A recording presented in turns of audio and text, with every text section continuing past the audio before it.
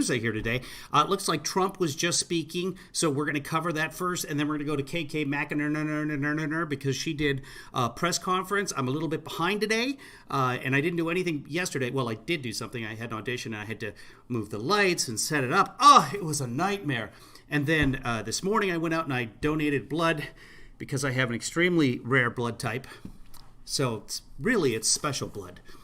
And you should go and donate blood as well, regardless of the blood type that you have, because one of the things coronavirus does is it eats your blood. They're having to pump blood into people who are not losing blood anywhere. It just, no one knows what. I can't figure out what's going on.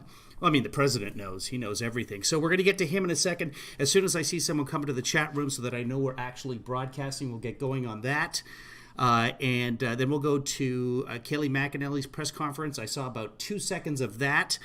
I've got Daniel Dale up on the other screen over here.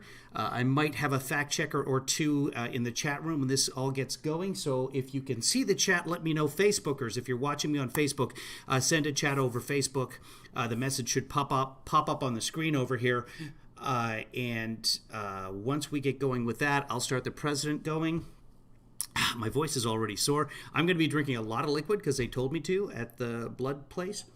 Here's the thing. If you're in an area where they're only looking for, I think it's O negative, which is the universal blood type. I could be wrong on that.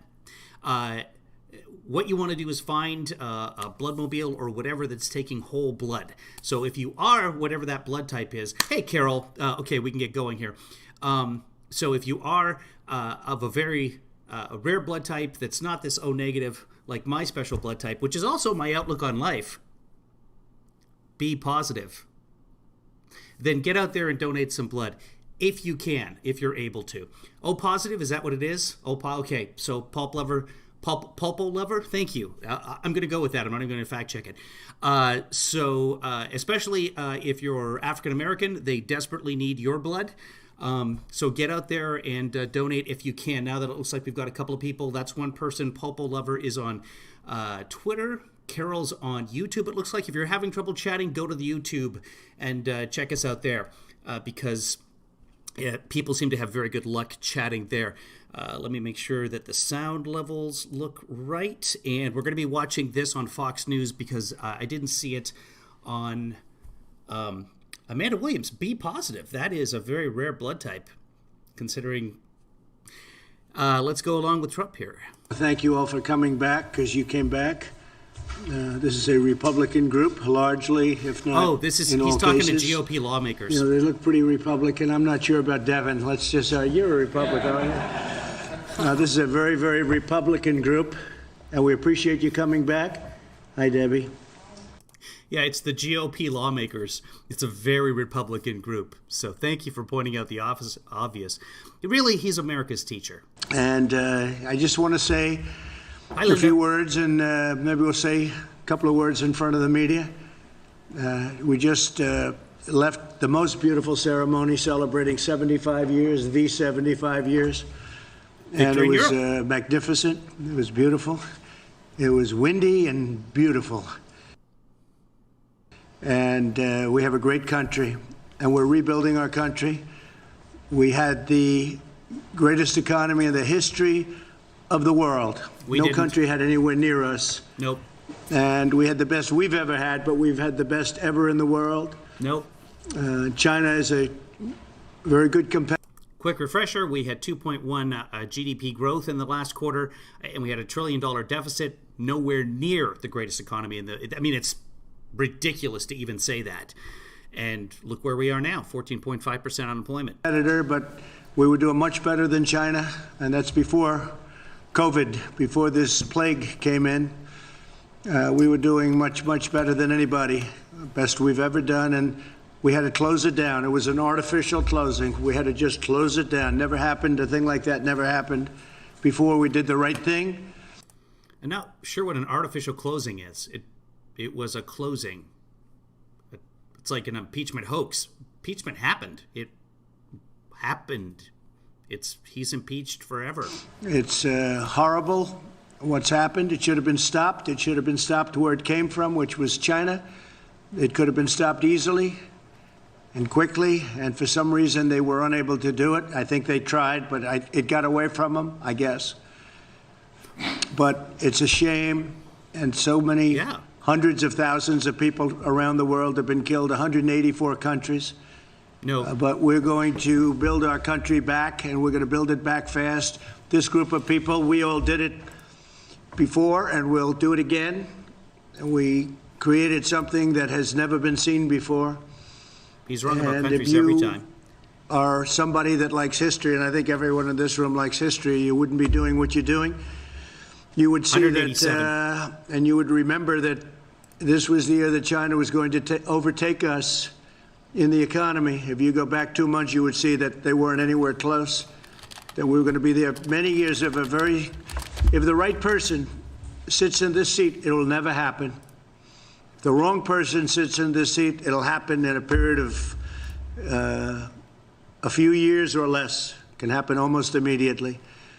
So we are in a position where we have to start all over again. And we will start all over again, and we'll build something that was even better than we had before, recognizing that so many people have died. So many people have died. That's the one thing we can't do anything about, unfortunately. What I can say is if we did it the different way, if we went herd, if we just said, let's wing it, we would have been talking about numbers that would have been unsustainable and unacceptable. You look on. Why would you want to sustain death numbers? He has no idea what the end of the sentence is going to be when he starts one. That's why he doesn't finish so many of his sentences. Because the screens, you look on television today and you see body bags. Hi, Kim. And you see mass Thanks for coming graves. by. I understand. And if you can't take Trump today, that's fine. I had like 0 Trump yesterday and had a fantastic day. Maybe talking about... check back in later. Hey, guys, does anyone... We've been doing this Billy Joel Madness, which is the top 64 Billy Joel songs, and I can actually cover that later. So if anyone actually wants to... I'm having people vote on Twitter for the top 64 Billy Joel songs. We're still in the first round, so if somebody wants me to cover that later after all the nonsense, we can do that. It's a nice little diversion from the fact that we're all dying. 95,000 people ultimately. We may be talking about something more than that. But if you take... This morning he said 110. A low number, okay. 1.5 million. So you multiply whatever number we're talking about times 15. It would not be acceptable. It would not. It's not acceptable now. One person isn't acceptable, let alone perhaps 100,000. And yet we're accepting it. We're going to rebuild it. We're going to rebuild it back as fast as we can. I think we're going to have an incredible... Linda Cliff is my dad's name. I don't know if he's taking notes on that, but I'll let you know. Transition, but transition leads to fourth quarter. Third quarter, I call it transition. We'll start to see it. It's already happening.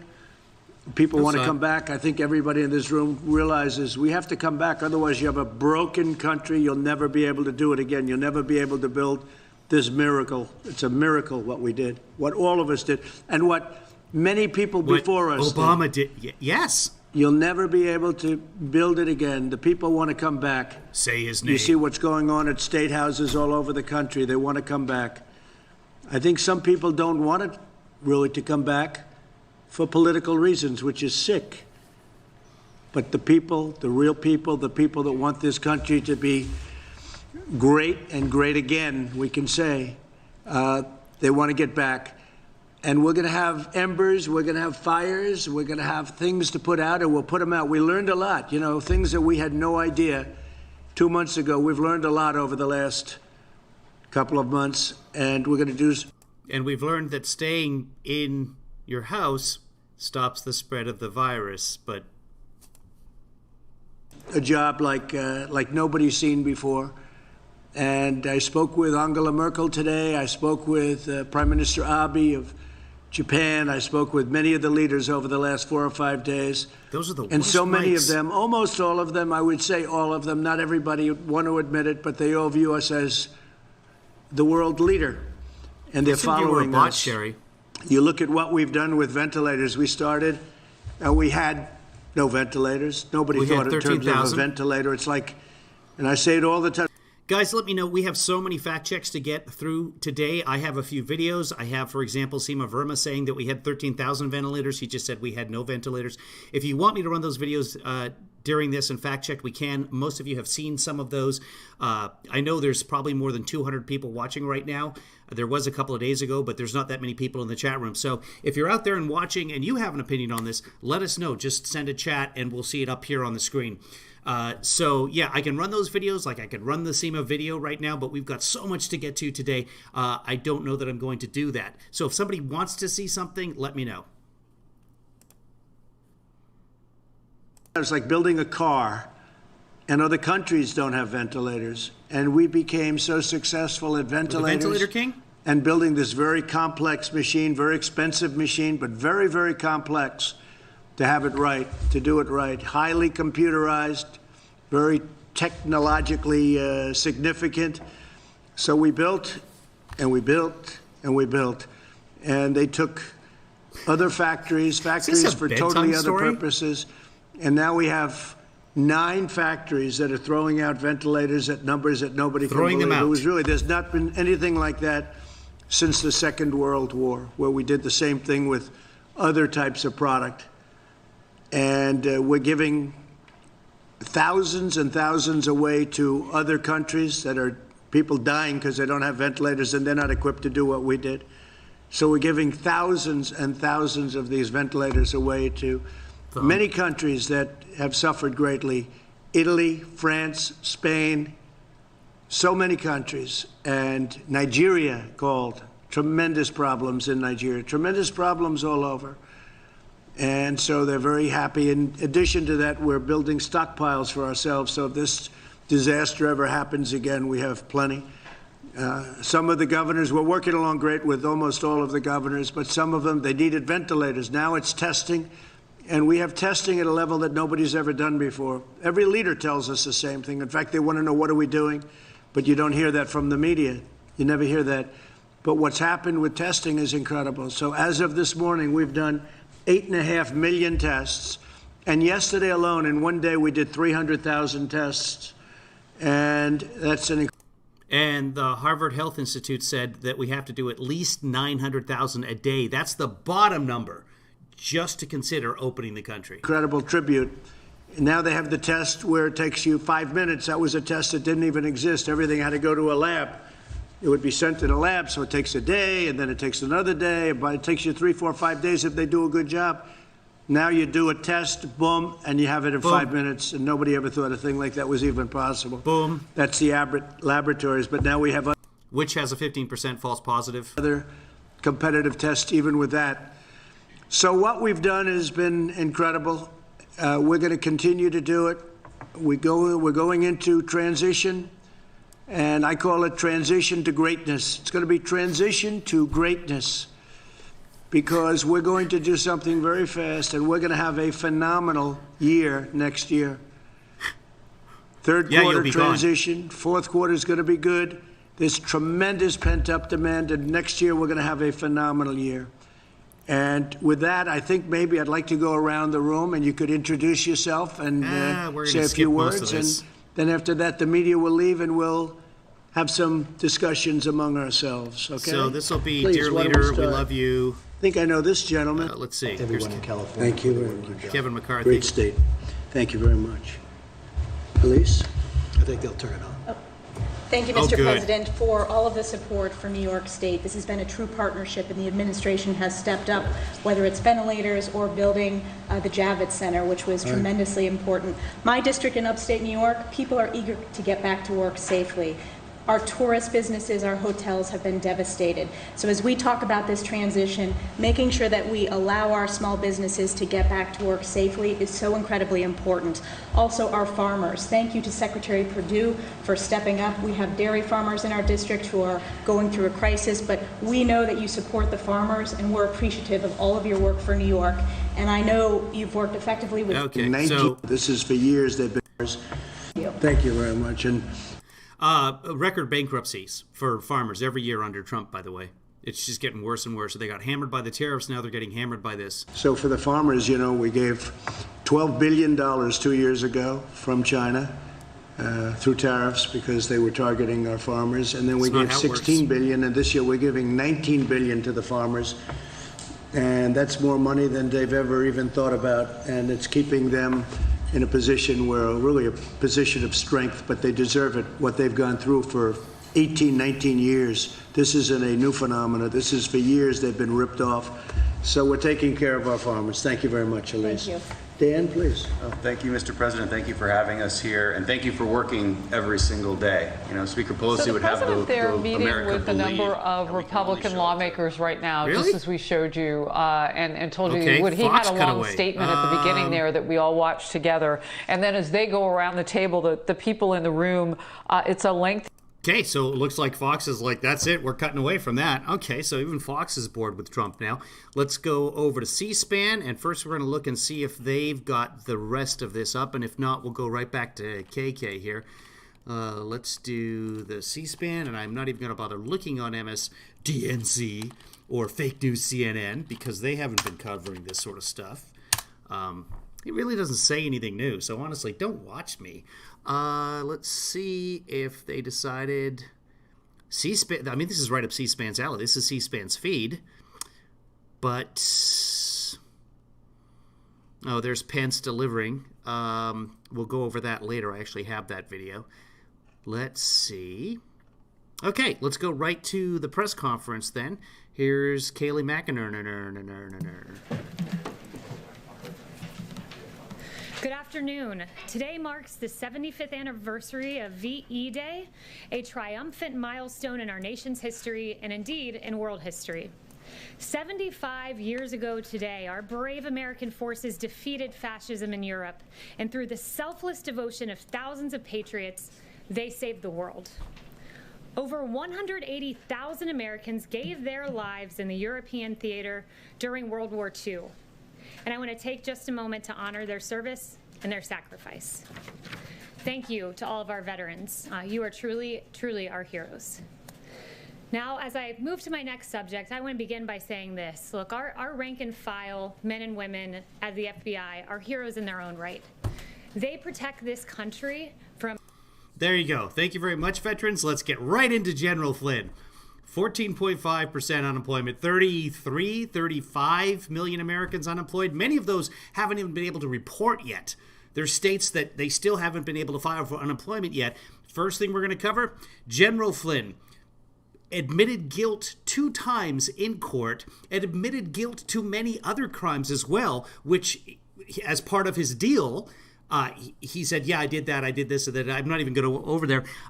Was working for another country. Was a foreign agent, lied to and was fired by the president, lied to the vice president and to the FBI, and was fired by the president for that. Now he's a national hero. So let's hear about Flynn. From domestic crime, and we thank them for their service. They work hard, and once again, we owe them a debt of gratitude. But that is separate and apart from what I'm about to address right now. The FBI exists to investigate crimes. But in the case of Lieutenant General Michael Flynn, a criminal, it appears that they might have existed to manufacture one. As the motion filed by the Department of Justice yesterday explained, the FBI set out to interview General Michael Flynn when they had no predicate for any investigation of any crime. Over the past week, we learned from a handwritten note the true intent behind the FBI's investigation of Lieutenant General Michael Flynn. The very day that then FBI Director Jim Comey sent agents to the White House to interview Flynn, the FBI discussed what their intent was beforehand. This is what they said. What is our goal? Truth, admission, or to get him to lie so we can prosecute him or get him fired? Yeah. These notes, in addition to other evidence, raise serious questions about the handling of the FBI's handling their of job. Michael Flynn's case. Did the FBI confront Flynn with the intent to get him to lie so that we can prosecute him and fire him? What is our goal? Do we want him to admit that he broke the law, in which case he gets fired because he's compromised, or do we want him to lie to us the same way that, by the way, this whole thing started, because they knew he was talking to Kislyak, the Russian ambassador, and violating the Logan Act, which is a crime. And they knew that he had lied about it to the vice president because the vice president was talking about it. Did the FBI manufacture a crime against Lieutenant General Michael Flynn? Federal investigators appeared to paint a target on the back of General Michael Flynn.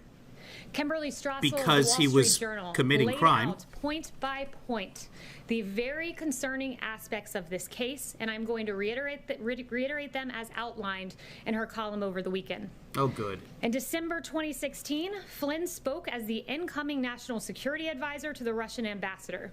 This call, as is customary, was recorded by the United States government. They record calls with foreigners. But in a highly irregular move, the intelligence community under the Obama administration unmasked the identity of Michael Flynn, a United States citizen who is entitled to Fourth Amendment rights and to due process.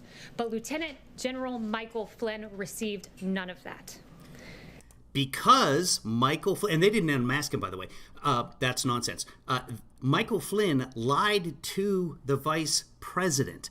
When you know that you have been compromised, when the FBI finds out that you have been compromised, you are now open to blackmail. You cannot be the national security advisor if you're open to blackmail. The FBI knew that he had lied. That's why they investigated it. You know, the I part of the Federal Bureau of, I'm not really sure what the I stands for. The intelligence community was hunting for evidence against General Flynn, evidence they did not find.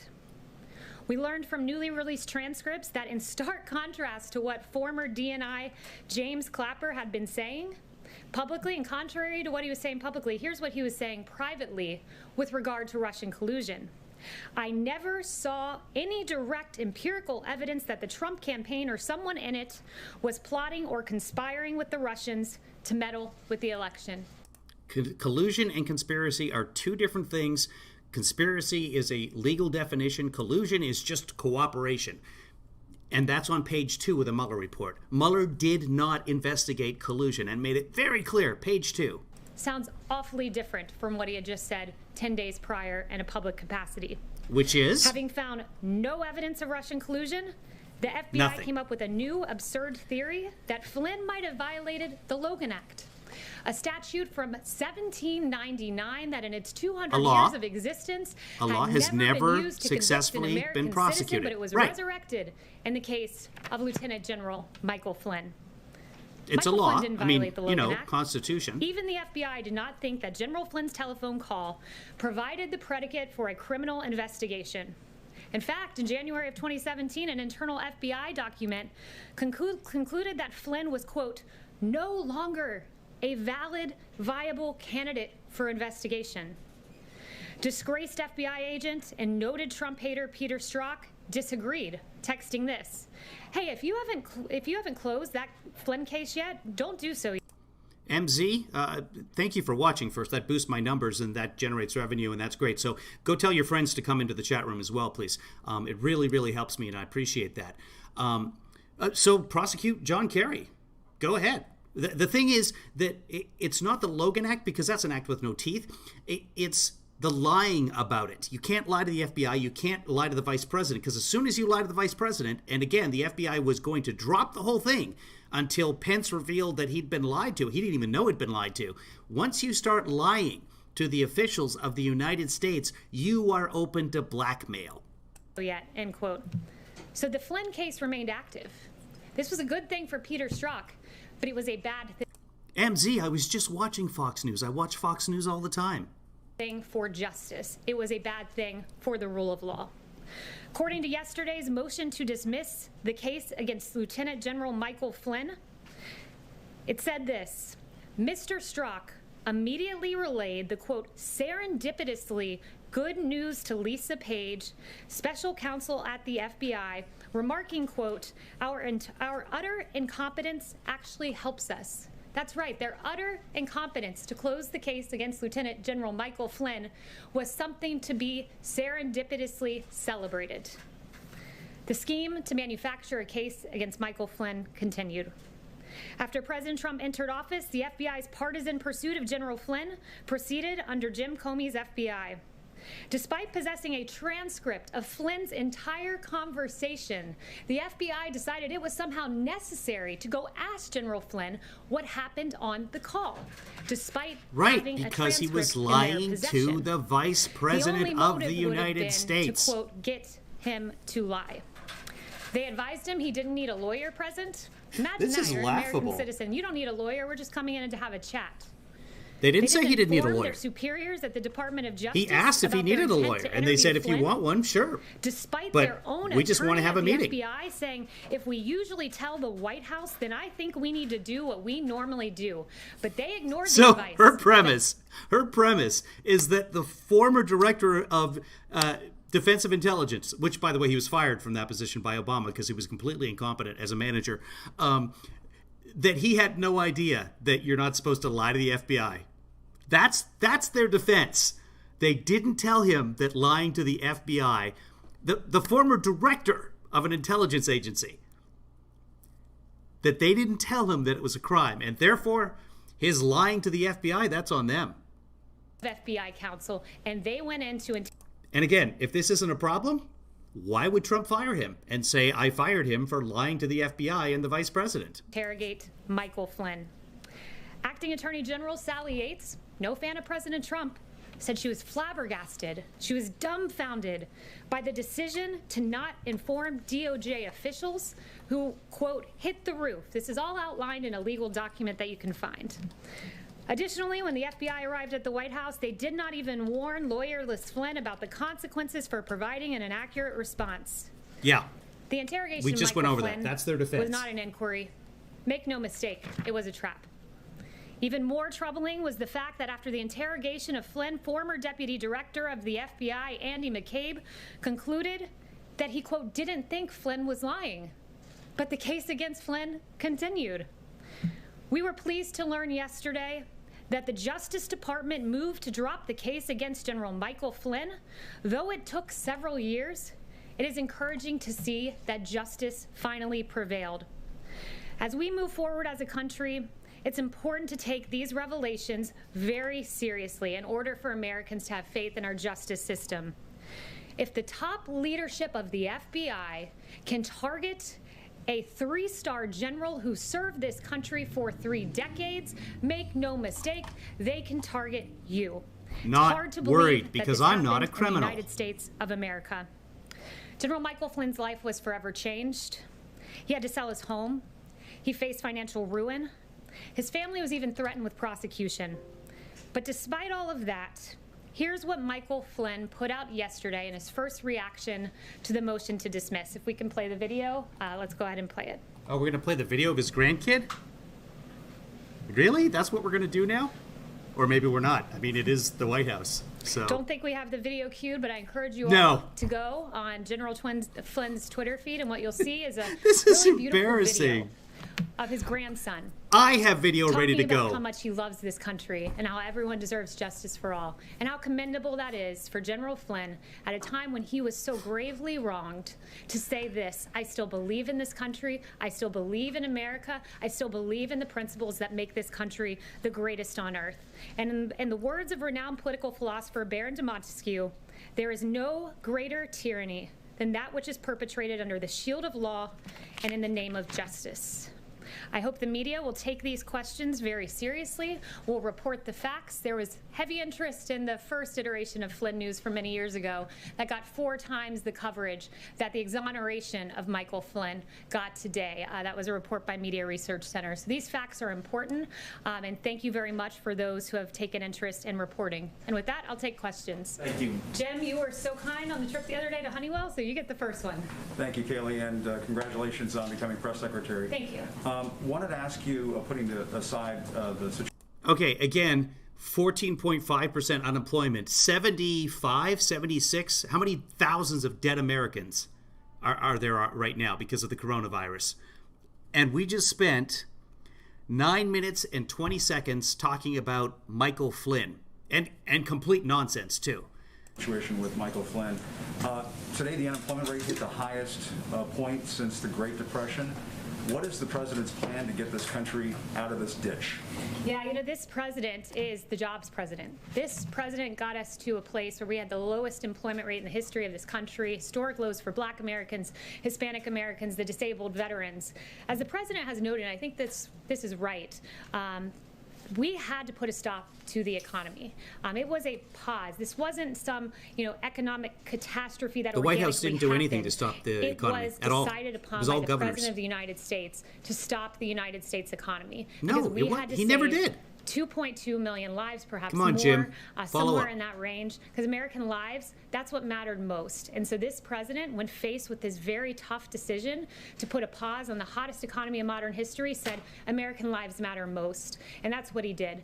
And What'd I can he do? tell you this, the president that Come got on, us Jim. to Come the on. hottest economy in modern history, Follow up, he's Jim. done it once, and You he can can do do this. it again. What's the plan now? We're going to work with Congress. We're going to come up with hopefully a phase 4. We encourage the House to maybe reconvene soon. It would be helpful. Ask her how Nancy the president Pelosi was stopped here. the economy. But thus far, what we've done is the PPP, of course, Paycheck Protection Program, that has really kept a lot of employees on the payroll. 60 million employees, roughly half of the workforce in the private sector in this country, have been kept on payroll thanks to that measure.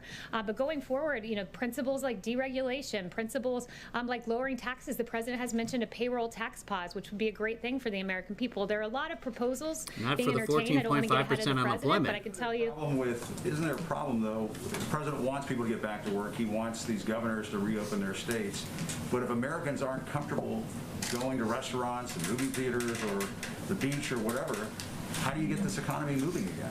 What's the plan? I can tell you there's a lot of pent-up demand in this country. There's a lot of people who do want to go out to restaurants, who do want to go out to movies, who do want to go back to their jobs. We see it and we hear about it every day. I don't think that that's a problem. I think people can trust that we have a president who wants to reopen and reopen safely. These are data-driven guidelines to reopening. The president has those in place, so there's no reason to be concerned because we have a president who always looks at the data, as Dr. Fauci and Dr. Birx have repeatedly noted. See? Kayleigh, there was a second confirmed case of COVID-19 at the White House today. Apparently a member of the vice president's staff. That's 2 in 2 days in a building where people are being tested now, including the president and vice president. Every day they've had their temperature checked for months here. Why should the average American whose workplace doesn't have access to these rapid tests feel comfortable going to work if the White House isn't even safe for people? Good question. Well, this individual, there is a member of the vice president's team who is positive for coronavirus. We have put in place the guidelines that our experts have put forward to keep this building safe, which means contact. And yet, 2 staffers with the disease. So great job, experts. Tracing all of the recommended guidelines we have for businesses that have essential workers, we're now putting in place here in the White House. So as America reopens safely, the White House is continuing to operate safely. Okay, I do have new video on this, and I wanted you guys to see this. So one of the staffers in the vice president's office has tested positive. The valet, the personal valet for Trump, tested positive yesterday. So now that's doubled. That's 100% in one day. That's exponential growth. Okay, it's 2 cases. Anyway, so yesterday surfaced video of Pence, the vice president, who has a staffer who's tested positive out there delivering goods at a nursing home. The federal government is finally paying attention to the nursing home. So here they are delivering supposed medical supplies to the nursing homes. Here we go. There it is. See? No gloves, no mask. Lifting, touching the boxes. We've all heard, like, hey, 24 hours for cardboard. Oh, they almost kiss here. See that? So this is a guy with coronavirus in his office, and he's not wearing any protection at all. Yes, John. Kayleigh, the president, of course, we saw go down to the World War II memorial with a group of 7 American heroes, all in their 90s. Did he give any consideration to wearing a mask, given that his valet just tested positive and he's with some of those in the most vulnerable population? Did he consider wearing a mask while he was with these veterans? Well, this president is regularly tested. This president will make the decision as to whether to wear a mask or not. I can tell you that those veterans are protected. They made the choice to come here because This president will make the decision whether to wear a mask. Yeah, we all make that decision. And just a couple of days ago, Kaylee was saying you could get it, and then you test negative, and then you could catch it in an hour, and then you'd have to be tested again, and then you could catch it in an hour. And so you can catch the disease at any time, but the president is going to go hang out with a bunch of 90-plus-year-old veterans, the most vulnerable of our population, as they keep telling us, and not wear a mask. They've chosen to put their nation first. They wanted to be with their commander-in-chief on this momentous day, and it was their choice to come here. And I can tell you that the president always puts the safety of our veterans first and of the American people unless he has to wear a mask. mask. How much exposure has he had to his valet? Can you give us a sense? I can just tell you that we've taken every single precaution to protect the president. The same guidelines that our experts have put in place. We clean the facility. We social distance. We keep people 6 feet away from one another. So we've done every single thing that Dr. Birx and Dr. Fauci have asked us to do, and I can assure the American people that their commander-in-chief is protected. Oh, thank God. Thanks, Kaylee. I want to ask you about the Gilead drug, remdesivir. Which government agency is in charge of distributing that drug, and is the White House satisfied with how that drug is being distributed around the country? Yeah, I actually just spoke with Dr. Birx about this. She is going to be working and consulting as to where this drug should go. She's the person who's constantly reviewing the numbers, constantly reviewing the data. I'm in task force with her every day, and she really has the best grasp as to how that should be distributed. So she will be one of the chief consultants as to how that drug is distributed, which I would note 1.5 million vials donated by Gilead. We're so thankful for that. This drug is promising, and we want to get it to the American people and to the areas that need it most. And just to highlight that, apparently quite a few of these vials of remdesivir were sent to the wrong locations that didn't need them. So, great job. Hi, thanks so much and congratulations on the new gig. It's my first time seeing you at the podium. And, I have two quick questions. The first one's about what's the possibility of the federal government getting involved in the Ahmaud Arbery case, given that Georgia doesn't have any hate crime laws? If it's proven that these men chased and killed Ahmaud Arbery because he was an African American and they racially profiled him, would the Justice Department consider getting involved?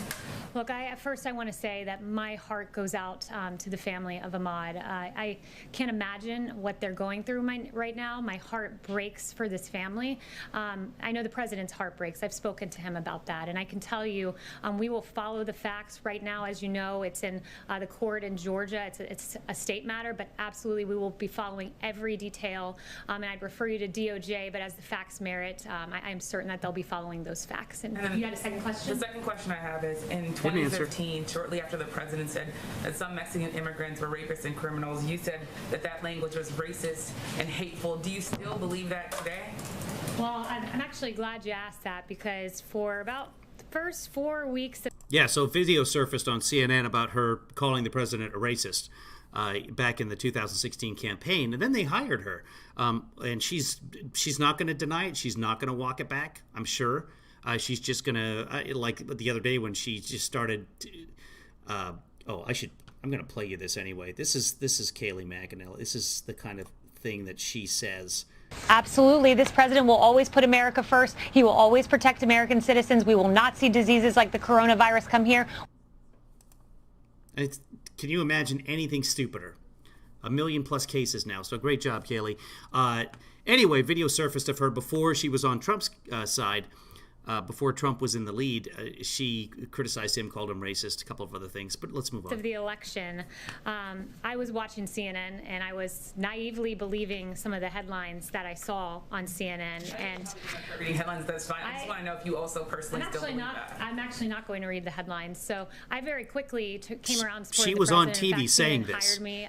I was on many 8-on-1 panels where I proudly supported this president, who I believe is one of the best presidents, if not the best president this country will ever have. Just admitted she was naive. But I would encourage the individual who did that analysis of my past, rather than focusing on me, he really should be focused on some of the very guests CNN chose to have on their network. He should be focused on, Kaylee was on CNN for months. 10 days before he privately told investigators there was no evidence of collusion, that Watergate pales in comparison to the Russia probe. I'd encourage them to look at Samantha Powers, who's privately saying, I'm not in possession of any evidence of collusion. Ambassador Rice, I don't recall intelligence or evidence of any collusion. Former Attorney General Loretta Lynch, I do not recall that. This is the what about them defense. Being briefed to me, and for 3 years, 2 years, probably more than that, CNN ran with the collusion narrative. And if the American people are watching right now, they're probably very confused as to some of the quotes I read, because those individuals were saying much different things publicly than they were saying privately. And I'm very collusion wasn't that those investigated. Were released yesterday, and perhaps the K-file should do an analysis of that. Yes, Emily? Are you walking back those comments today? No. Or do you stand by those comments? You cannot walk back comments. There is no questioning that. I'm so honored to work for him. And are you walking back those comments? I support this president. Next question. Thank you. On the Michael Flynn case, Kaylee, documents released yesterday suggest members of the intelligence community tried to keep the case against Michael Flynn ongoing. I'm wondering if you think there should be an investigation and whether the administration I gotta say, that mask really makes her eyes pop. Administration is considering bringing charges against people like James Clapper and Peter Strzok. Yeah, I'd refer you to the DOJ on that, but I would say there were some very, very questionable actions that happened in this case, and I took you through a number of them. And I do think the American people deserve answers, but I leave it to the Justice Department as to how to get those answers. Yes. Kaylee, has the president spoken to Michael Flynn since this news yesterday, and do you expect that he will visit the White House? Spent 9 minutes commenting on the Justice Department and Michael Flynn, but she's not going to cover that one because she doesn't want to talk about things with the Justice Department. Is that something that's being planned? I'm not aware of any conversations. Is that Toby from The Office? And not aware of any future plans. And I do think the American. Hold on. Visit the White House. Is that something that's Toby's growing a Corona I'm not beard. aware of I any think that's Toby. conversations that have taken place, and not aware of any future plans that would regard Michael Flynn. Could I ask one more? Larry Kudlow said today that negotiations on the next stimulus are at a lull right now. Given where the numbers are in unemployment, from your perspective, from the White House perspective, why is it at a lull right now? Well, look, I think Nancy Pelosi should explore coming back and having the House come back and having those discussions. We know the Senate is here. I think it's They can important have them remotely. For us to move and look at a phase 4. The president thinks so too. So those negotiations will happen, but a big part of that is, we need the House. We need Nancy Pelosi to come back from California and get to Washington, D.C. and to work for the American people. Yeah. Thank you. And the House doctor has said it's not safe. So. And congratulations on your new role. Thank you very much. Yeah. Following up on Jim's questions about getting the economy started again, does the president see the CDC guidelines as an obstacle to getting the country back up and running again? And if it does not see the CDC guidelines as an obstacle, why not release those guidelines to the public and also follow them? I don't think Kaylee's job is to believe anything. I assume you're talking about the guidelines It's that just were propaganda. widely reported about yesterday about daycares. And yes, so I would ask you, what's the definition of CDC guidelines? Is it something that the CDC director has Guidelines that actually come from the seen? CDC. I would endeavor to say yes. Is it something that a rogue CDC employee leaks to you guys? No, Yes. those aren't CDC guidelines. Those are guidelines in draft form that a rogue employee has given you. Okay, those for aren't whatever CDC personal reason guidelines, they've those are decided to do guidelines. that. That's Those just- guidelines are in the editing process. We want the American people to get You as keep much calling them guidelines. information as they can possibly You wanted have a at this definition. time. That's why we have the phased reopening guidelines, the data-driven guidelines. Those CDC guidelines are going through an editing process, and when we have those, you guys will be the first to know. Are we on time, Melissa? We are. Meanwhile, open up those states, but we're going to edit these guidelines. AP got a hold of these CDC guidelines. I've looked at them. Nothing surprising in there at all. And honestly, they're not even needed. Everyone should know these things, but they're good to have. I'm not sure what they're going to edit in there, unless they want to add more to it. Like, don't open up the fucking daycare. Oh, okay, this is why they quashed them, by the way. This is why they're editing. They're going to take out the part where in every single one of those guidelines, whether it's daycares or offices or restaurants and bars, it very explicitly says, first things, if you're in an area where the coronavirus is still active, don't open up. And the Trump administration simply will not have that. Okay, what's our exact? 2 to 1. 2 minutes to 1. Oh, 2 minutes to 1. I'm sorry to cut this short, but as you know, you guys were supposed to be 3 minutes ago with the President of the United States. So I will leave you guys with that. I hope you have a wonderful weekend. Why did you spend the first part of this And briefing thanks so talking much, about everyone. Mike Flynn, when both the president Justice and matters. vice president were exposed to coronavirus and we have historic unemployment? Is that really what's top of mind today for the White House? Who is that? I love her. Listen to this. Flynn, when both the president Matt. You guys were supposed to be Listen to this question with the President of the United States. So I will leave you guys with that. I hope you have a wonderful weekend. The first part of this briefing thanks so much, everyone. Flynn, when both the president and matters. vice president were exposed to coronavirus, we had historic unemployment. Is that really what's top of mind today for the White House? She's awesome. Somebody figure out who that is. It's not Yamiche because she was looking closer in. So whoever sitting right here to Kaylee's left just said, I hope you guys could hear that, but she just said, why are we talking about Michael Flynn when we've got record unemployment and there's been positive tests in both the vice president and the president's close quarters? And by the way, they're supposed to be, per their own guidelines, let's see if I have the guideline. Oh, yeah, I do, right here. If someone in your household has tested positive for coronavirus, keep the entire household at home. Do not go to work. Do not go to school. Contact your medical provider. Although, I suppose the president's still in the White House, so that is his home. So that's okay. Here's the unemployment rate. That's the Great Depression, way up there at 25.5. We haven't been anywhere close to where we are now at 14.7. And keep in mind that there's a ton of people out there who haven't even been able to register. When I called the state of Washington unemployment, you can't even get on hold. It literally just says call back later. I know it wasn't a Yamiche. That was Paula Reed. I love Paula Reed. CBS, right? Trump's neck flap. I just noticed your handle. Thank you for the information. I'm going to go with it. And yeah, Ramsey said the same thing. Sounded like Paula Reed. It did. Now that I'm thinking about it, sure. I don't recognize her by voice. The sad part is now, 3 years into the presidency, I recognize a bunch of senators by voice, of House members, of press corps. I mean, it's every day there seems to be another new senator that we've never heard about before, especially during the impeachment hearings. Those were the salad days. Okay, we're going to just check in here and see if C-SPAN has the rest of what Trump was talking about at the beginning. There's Larry Kudlow. If anybody wants to take a nap, I could put that on. Securing the food supply with Pence. No one's interested in that. Kudlow, President Trump. Oh, we could watch this. Let's see. Yeah, we could watch Trump going down wherever he is, laying a wreath down, I'm guessing at Arlington, with a bunch of old people. Wait, he's supposed to be staying in the house. We'll take a look at that. Yeah, why don't we pull that up right now and see what happens here. It's probably not going to be a lot. Typically, they don't even say much here, but let's just take a gander. 19 minutes long. Okay, well, the video file cannot be played, so all right. But there's Trump, and there's some 90-plus-year-old veterans. There might be a centenarian in there somewhere, too. Let's see. I could read Trump. Yeah, a real important point is that if you're worse than the disease, if what we're doing, really important point is the cure is worse than the... You can't read Trump. Let me see if I can reload this. Let's see if it's going to play for us, because it looks like he does talk a little bit here. Come on.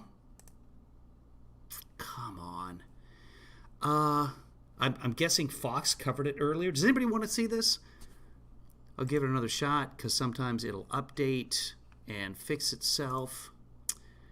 And one more shot. Nope, that's all they have, even though C-SPAN, unfortunately, is free.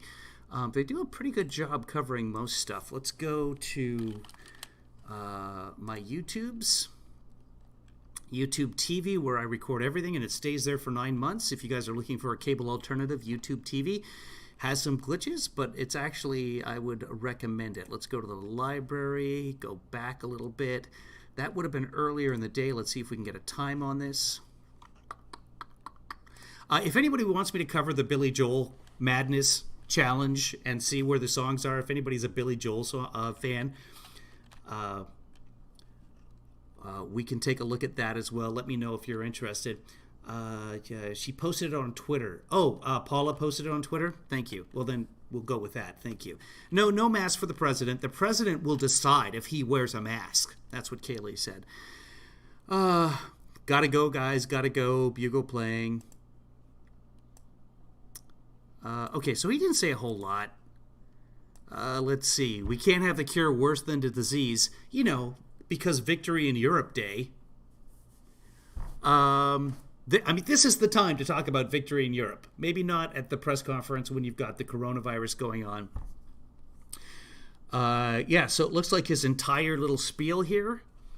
I'll go in there for you guys. There we go. That's not bad. If what we're doing, really important point, is if the cure is worse than the disease, I have not seen an update in pediatric mortality. The number of young people who have died from this virus is thankfully very, very low and small. It's low and it's small. We are understanding more by certain children to develop more severe illnesses, just as we are learning more and more about why certain adults become very, very ill, especially and a population in a group up 30 or 40-year-olds who are not ill. I think it is very, very early. That's, again, his propaganda of that you can't get sick unless you're very old, and that's killing people. Okay. There's people are saying, Sherry, that the last reporter who asked that question was Paula Reed. That makes sense. She usually does a fine job. We'll try one more time to play this and listen to his comments instead of me reading his comments. That's not going to work. Let's go back to the YouTube. And really, guys, I just want to talk about Billy Joel. Go back to... See, that's the trouble, is it records everything, but it often misses... I'm going to silence that for a second here so you don't have to listen to them while I zoom through it. Actually, even better. Give me a second. I'm going to silence it here. I'm going to bring it back on here. And we should be able to scan through and see if we see Trump. And that will give us an idea. And at some point, they'll say, coming up, the president. Let's see if they say it here. Okay, that's old footage. Okay, they're promoting Larry Kudlow. I'm sure he said some magnificent things. There he is. We're going to skip Larry and see if we can find the president in here anywhere. I know this is fascinating stuff for you guys. I should have had this prepared, but I was out. Literally, they were sucking blood out of me this morning. And if you missed my spiel at the beginning, here we go. There he is. Okay. Get out there and give some blood. Where these great American companies were helping with the war effort. Okay, so he's touching the wreath. Yeah, there he is standing beside a bunch of 100-year-olds, and he's not wearing a mask. Okay, sometimes he'll come to the microphone afterwards, which is usually what they do. Still saluting. Okay, let's watch him here. Watch his interaction.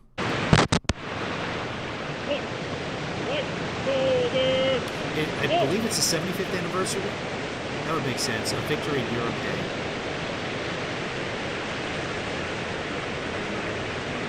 And does he stay back here, I hope? Keep in mind, on television, it's hard to say how far apart people are because different lenses will make distances appear different.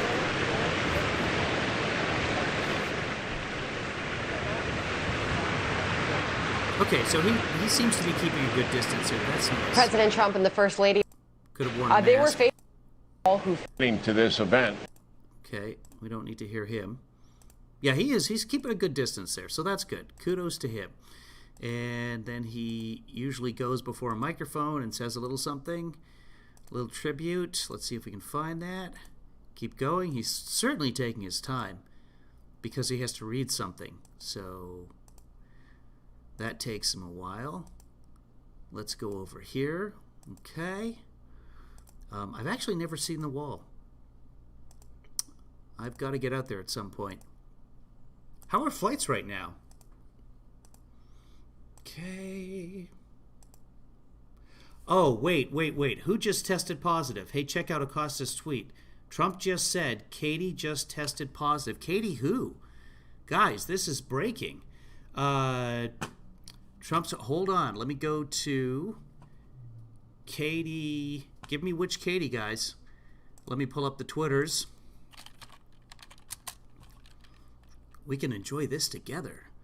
Okay, and see who Trump just said Katie tested positive. So let's go to Jim. He should pop right up because I follows most of the reporters.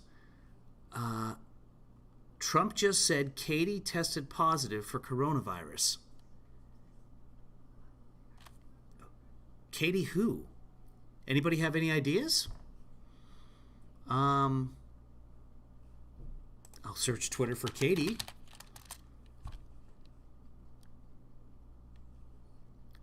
Katie is Vice President staffer. Okay, Katie Miller is a VP spokesman and wife of, it's that Katie. It's Stephen Miller's wife. Dun, dun, dun. So, Squidward's wife, breaking. Squidward's wife, I can't even say, that's hard to say. Try that at home. So Stephen Miller's wife has tested positive for coronavirus. I shouldn't be laughing. I don't want anyone to have coronavirus. But if Stephen Miller has to suffer somewhat and maybe change his views on policy, it wouldn't be the worst thing. I hope that both of them turn out to be just fine. But yeah, it's in the White House. Oh, look who tweeted that. Paula Reed. There's our favorite today. Paula Reed broke that 3 minutes ago. So when did he say this then? Daniel Dale asked about a member of Pence's staff who tested positive. Trump says, well, I don't know very much about it. She's a wonderful young lady, Katie. She tested very positive. Oh, okay, so it's Katie. It's Stephen Miller's wife. And she's the one that you've seen in photos with Stephen Miller, and you're like, really, Katie? Oh, boy, that's interesting. Well, I hope she's okay. Oh, okay, so that's apparently still at the GOP thing, which now let's go. Okay, let's get past this very quickly, and we'll go join the Fox News, and Trump left without saying anything, so I'm not sure where those comments are from. There's an 18-minute video on C-SPAN that's not working for us. Let's go right over to Fox, and they're going to break in live with this, I guarantee it. Happened about 6 minutes ago. So I have to go to live, and then here we go. There's Trump talking. Let's join live and back it up a little bit. Okay. There's Meadows talking. Let's hear the end of Meadows. We'll continue to monitor. Mr. President, are you satisfied with the measures that have been taken so far? I really am. Look, I understand what we're dealing with. Hold on, there looks to be more than this. Let's back up a little bit. Oh, there's Trump answering other questions. So let's go back to the first part of Trump's questions, or answers, I should say. Answers. Yeah. Thank you all. And President Trump is taking questions from the state dining room right now. He's meeting with Republican members of Congress. Let's listen in. I think he's on an airplane going to some faraway place, but you'll be able to ask him later on. But they've taken all of the necessary precautions. I understand Mike has been tested, Vice President, and he tested negative. Mr. President, but if this can happen here at the White House, 2 people tested. It can happen anywhere. It can happen. So You see where it happens. People feel confident going back to work then? No, because, well, then it would happen anyway, whether you did go back to work or whether you didn't go back to work. In fact, I saw a statistic come out of New York yesterday that was pretty strange, that most of the cases are coming from apartments and coming from homes. What was that all about? I think they said 66%. Did you see that? That was given by Governor Cuomo, that they're coming out of the home. Yeah, because people who had the virus then went home and infected the other people in the home. I'm not sure why that's surprising. That's what would happen because it's a virus. Right? Yeah. So it can happen anywhere. It's a very elusive enemy, a vicious enemy, an elusive enemy, and I think more importantly than any. So now Trump believes that you're just as likely or perhaps more likely to catch the virus at home. So head on out and gather with other people. I think with this one, it's probably the most contagious enemy that anybody has seen. Mr. President, yeah, please. Given 2 positive tests in the last 2 days, what precautions are you taking here at the White House to prevent the virus from spreading further? And are you worried that it's kind of already in the White House and might? Well, I'm not worried. No, I'm not worried. But look, I get things done. I don't worry about things. I do what I have to do. We've taken very strong precautions at the White House. The man who says he stays up most nights thinking about the coronavirus, and it keeps him awake. Doesn't worry about things. But again, we're dealing with a invisible situation. Nobody knows. When I see that 66 in New York, 66%, where people stay home and that's where they're catching it at home, who would ever think a thing like that's possible? So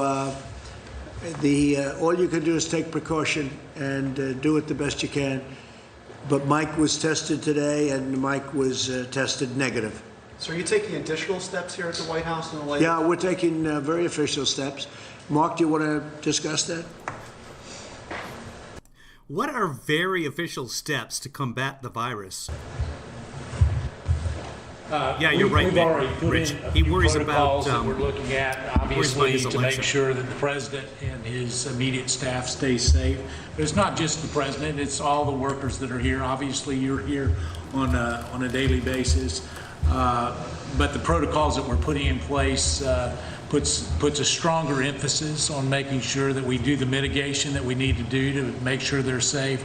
I don't want to get into all the procedures that we have embarked upon, but I can tell you this is probably the safest place that you can come to. All of you, as you know, have to be socially distanced from the president. His meetings that he has are done with a social distancing plan in place.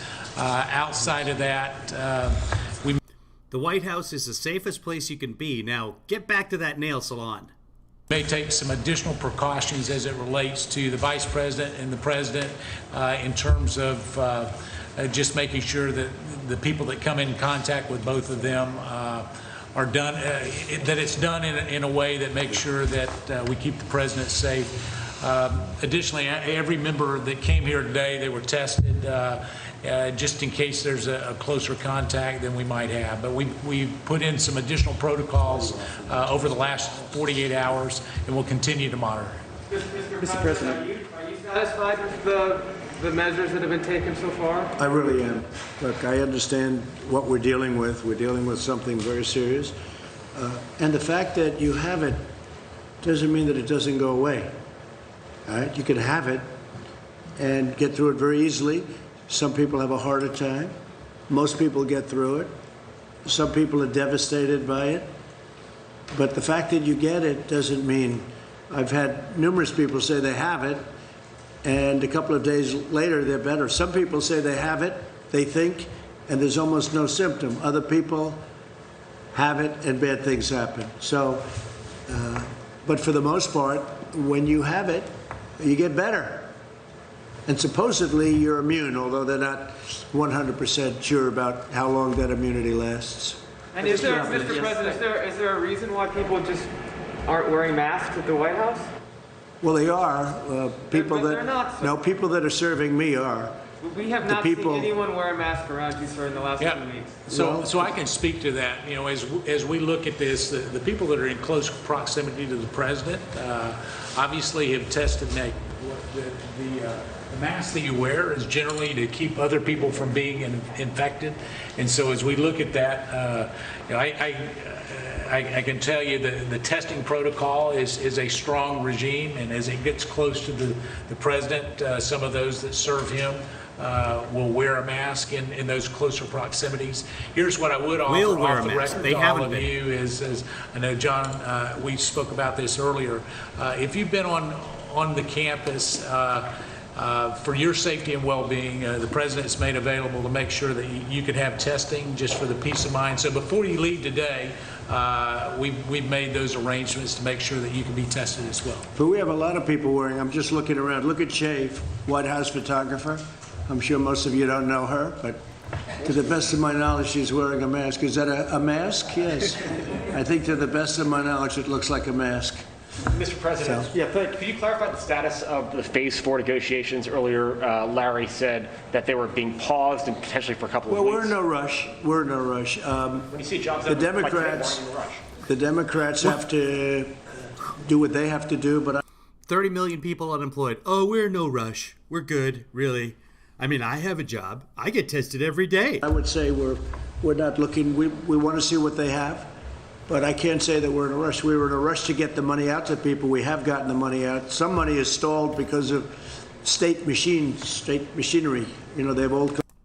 The IRS is not state machinery, and half the household money, in my case, is stalled. And I can't figure out why, because the IRS website is no help. Computers, at 45-year-old computers. And we said this was going to happen, and I didn't want to do it that way, but the Democrats insisted on going through this particular apparatus for a certain reason, and that money stalled. But that's their fault, and I think they accept responsibility and blame, the Democrats.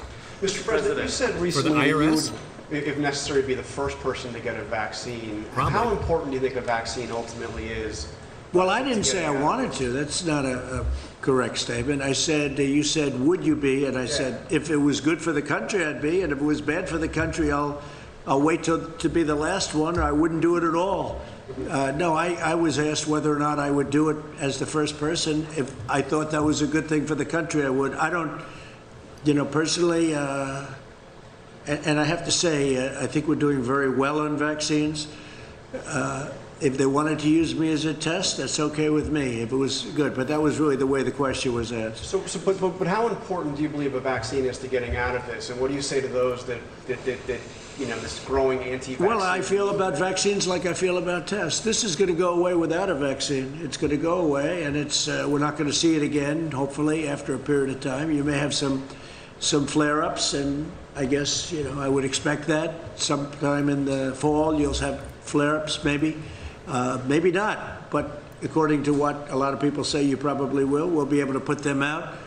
You may have some flare-ups next year, but eventually it's going to be gone. It's going to be gone. There are some viruses and flus that came and they went for a vaccine. They never found the vaccine and they've disappeared. I understand, Marfa. They've never shown up again. He just said the virus is going to go away on its own, like everything again, else. without the vaccine. They die too. There's no evidence and of that. Whether we do or not, I think great progress is being made by Johnson & Johnson, by Oxford, and some others. NYU, I see, is very advanced. But if you don't get it, this is going to go away at some point. Mr. President, what evidence have you seen that this is going to go away with that vaccine? I just rely on what doctors say. They say it's going to go. That doesn't mean this year. It doesn't mean it's going to be gone, frankly, by the fall or after the fall. You're going to be gone after the fall. But eventually it's going to go away. The question is, will we need a vaccine? At some point, it will probably go away by itself. If we had a vaccine, that would be very helpful. Probably there. Be very happy to have a vaccine. How often do you meet with Dr. Birx, Dr. Fauci, and the medical experts, or have you essentially just moved yourself on to the economic aspect? No, I listen to them. I have a lot of respect for them. Dr. Birx, Dr. Fauci, and we have some other people that are very good. No, I listen to them very, very intently. But how often do you meet with them? Talk up, you have a mask on your face. He doesn't listen strongly. How often do you meet with the medical staff and the medical experts? A lot. Mr. President, for the unemployment, do you find the CDC protocols to be an impediment to opening up the country?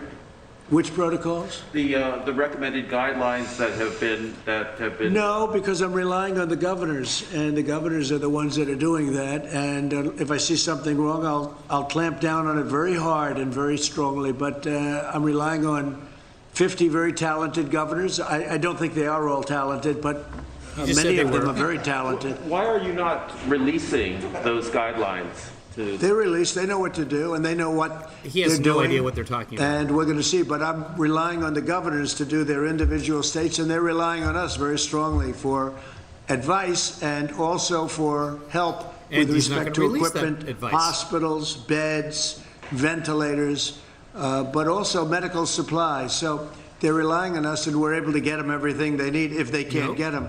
Ideally, they can get it. Still have shortages. But much of the things that we're getting and we've gotten for them, we're able to stockpile in their states. So we're sending it around. We're sending more than they need. So if this should happen again, they're going to be ready this time. And what happens, though, if the infections go spike once the government... You have to put out the fires. Then you're going to have to put out the fires, and the governor should be able to do that. You said the third quarter would be a transition and the fourth quarter would be good. Where do you expect to see the unemployment numbers at that time? Well, I think the unemployment numbers are going to go way up.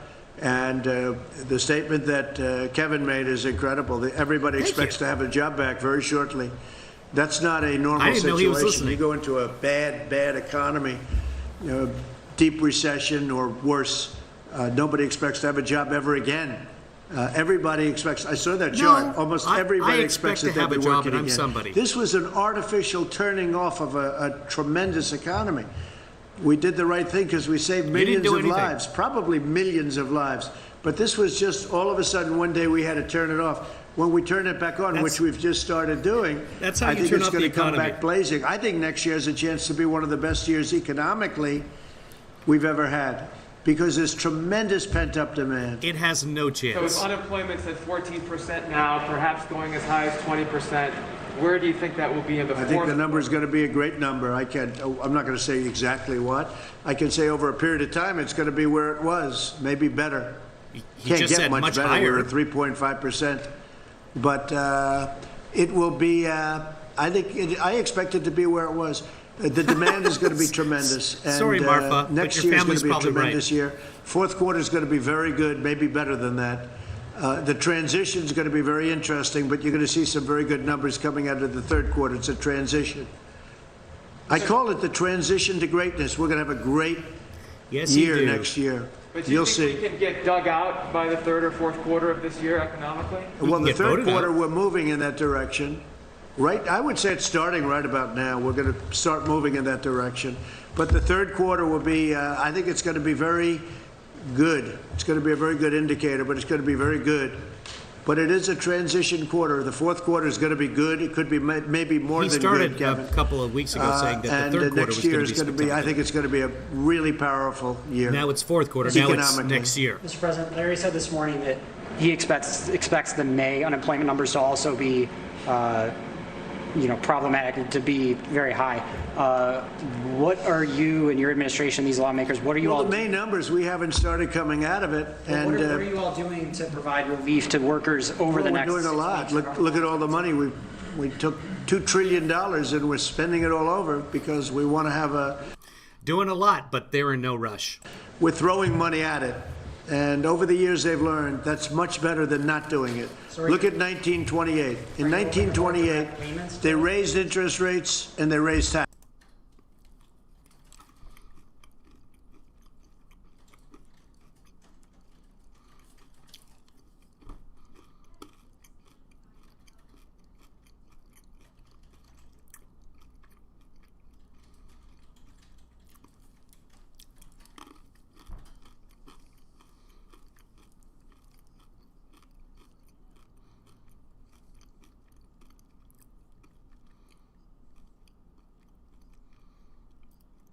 With that, and I haven't seen any.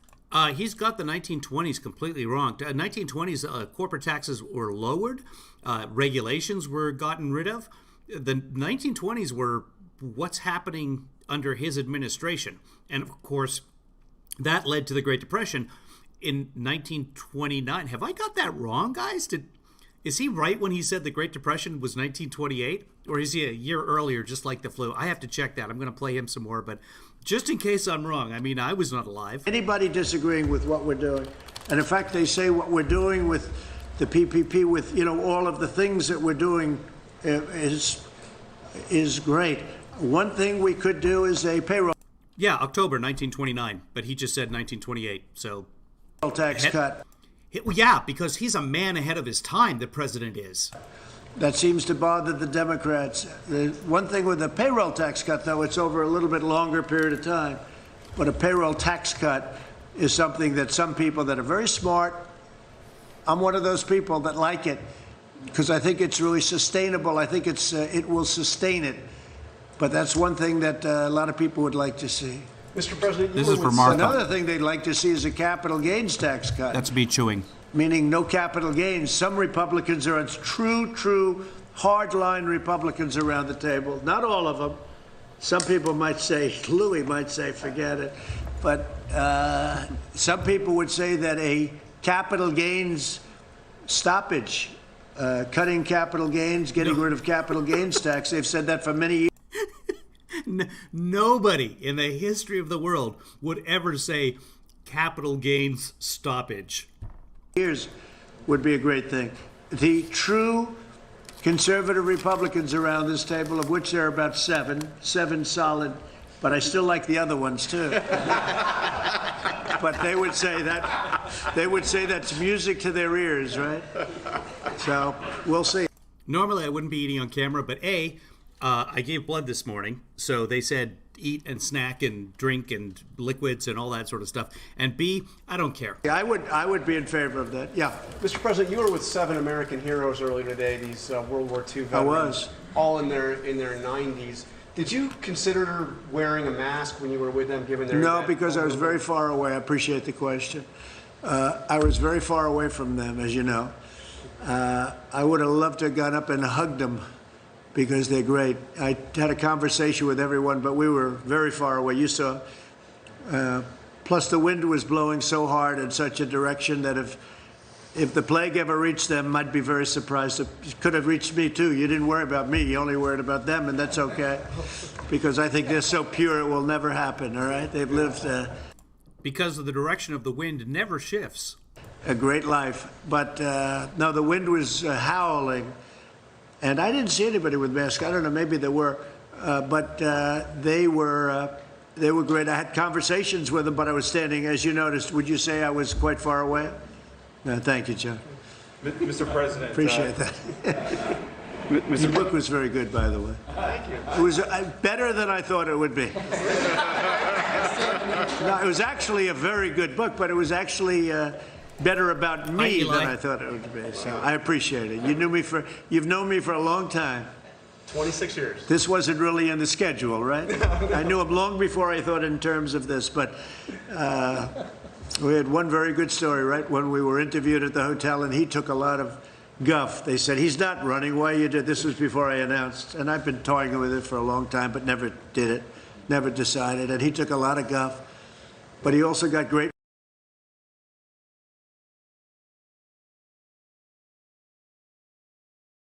ratings when he did that interview. So I don't know. But it turned out to be a very... Oh, I had my mic off there. Sorry. Now I can't say what I was going to say.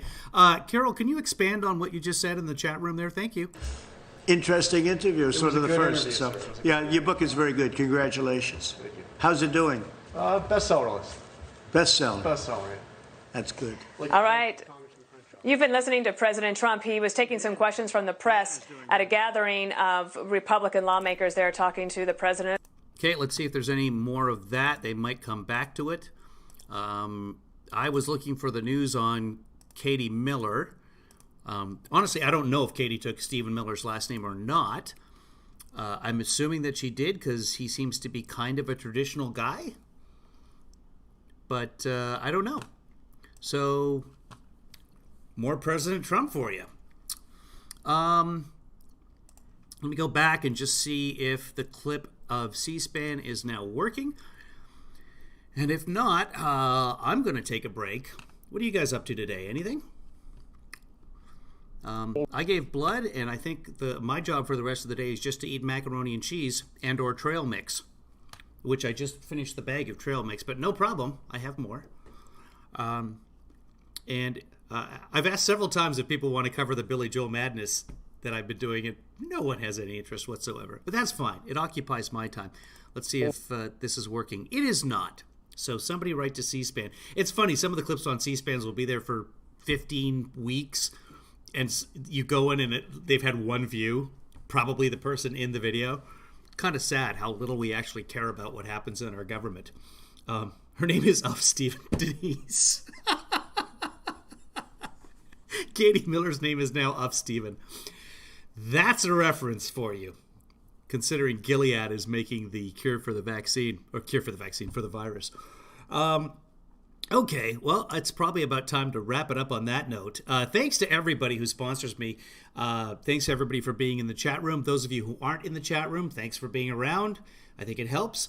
And all those sponsors that have been going across the crawl here, Thanks to you guys. You guys make this happen. If you'd like to support this sort of thing, you can go to kevinleefather.com and you can give me some money there. All these people, all these names that you see coming along here, they've been giving me some money, and I appreciate that because it helps pay for all of this sort of stuff that goes on. If anybody else wants to say anything in the chat room, please do now. And I'll wait before I cut down about 30 seconds to a minute to see if anybody else has something today. I think I'm going to lie down, quite honestly. I'm a little bit tired. It's probably the blood. It's the blood loss. But again, if you missed the very beginning of the broadcast, if you've ever donated blood, if you've never donated blood, if you've never had HIV or spent more than 4 years in England, that was one of the questions this morning, consider donating blood. Many of the blood drives locally are going to be looking for O positive, someone said earlier, whatever the universal blood type is. They also need other blood. They always need blood. So check that out. Coronavirus, part of the symptomology of the disease is that it just eats people's blood. And it's also been known now, they're discovering that it causes thrombosis and all these weird blood clots. So people are going to need a lot of blood right now. And with the country opening up, that's just going to increase. I hope I'm wrong. I hope I am desperately way off base with this. I want to show you guys this before we leave. Let's see if I can pull this up. What is this? TIE. Let me take a look at that. No, that's not what I want to show you. Give me a second here because I didn't get this prepared beforehand. Talk amongst yourselves. And I am going to add an image to here. Give me a second because I have to browse for it. I apologize. I should have had this prepared in advance, but this is something that I put together last night with the help of Jan Doris, one of our sponsors. And it should be under pictures. You can't see what I'm doing right now, but I'm just going to keep making noise. All right, right there. Okay, so this is the chart of states ranked 1 through 51 because, you know, we have 51 states. I should probably zoom in, go a little closer there. Oh, that's not going to work. Okay, here, I can make it bigger this way. There we go. So these are the states ranked 1 through 51 because I included the District of Columbia in here. Anything in red that you can see here, the states names that are red are the states that either didn't close at all or closed very late in terms of restricting business activity, etc.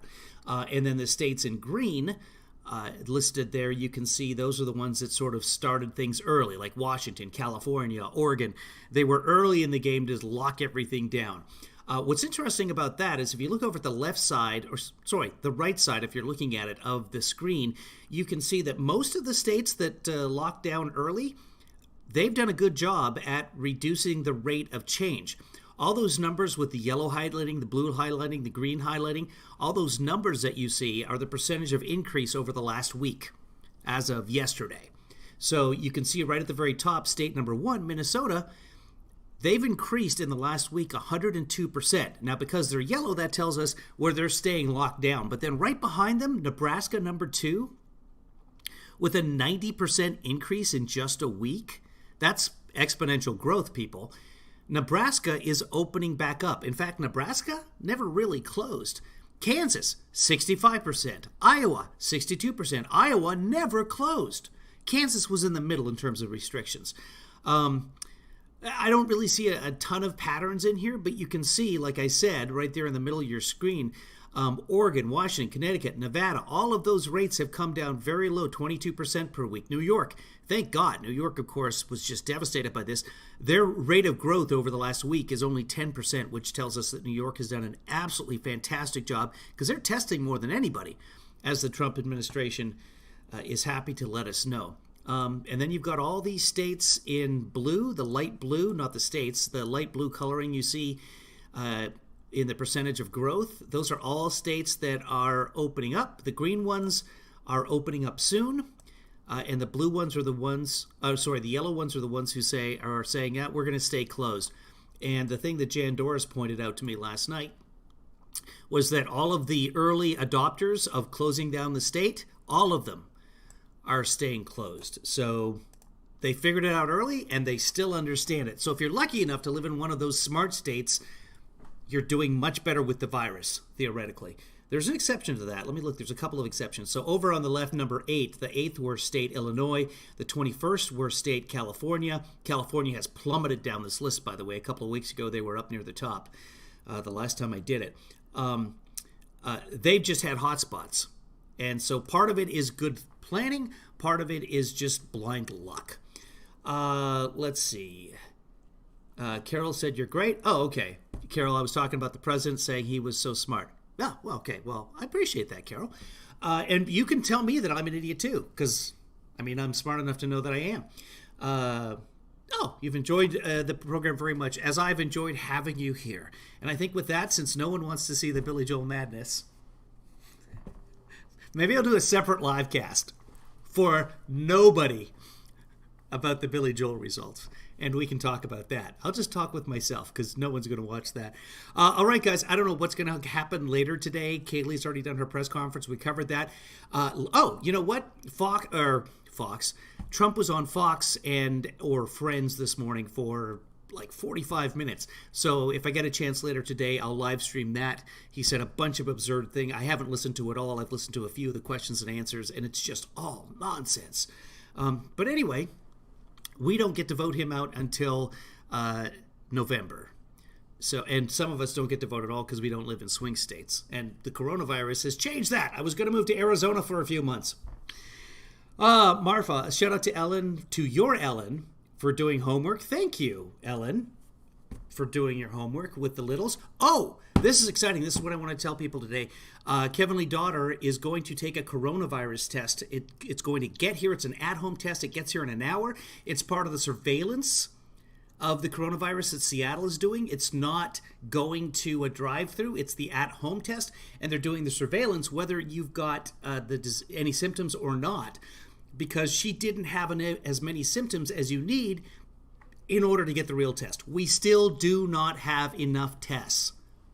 You have to go to a doctor. My son has more symptoms, but the only way he can get a test is if he goes to see the doctor.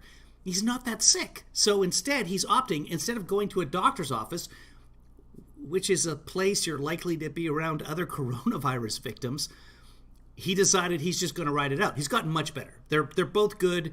Kevin Lee's daughter woke up this morning, feels great. Kevin Lee's son, the last time I checked, feels much, much, much better. So neither of them is in any imminent danger. They're both young. And again, young people can also die from this. We know that. But they seem to be both doing fine. I'm monitoring both of them. But the big thing is that Kevin Lee's daughter is having a test today. And I'm hoping that she will video it so that I can show it later in the day or tomorrow. I wanted her to live stream it, but she put the nix on that. So that's not going to happen. Ellen can help her study for the test. Yes. She's been up all night studying for the coronavirus test. And it's homeschool. So that works out perfectly because Kevin Lee's daughter decided years ago she did not want to go near a school after all the school shootings. We had one not far from here, actually. And there's a lot of kids like that. So to some of them, this whole homeschooling thing has been a bonus. One more story I'll tell you before we shut down for this session of the day. When school started to be done at home in China, when they locked down Wuhan and many of the other cities around, and they said, okay, all you kids, you're going to be schooling from home. There was an app that the kids were using to take part in the virtual classroom. Well, the kids figured out that if they went into the app store and gave it 1 star, what happens is at Apple, if there's enough people voting 1 star on the app, they delete the app from the system. So the kids in China didn't have to do school for a few days because they got the app kicked off the app store. And I think that's just brilliant. Like, that's an automatic A in my book. Go kids. All right, speaking of kids, you guys take care of yourself. We'll probably see you later in the day. Bye-bye.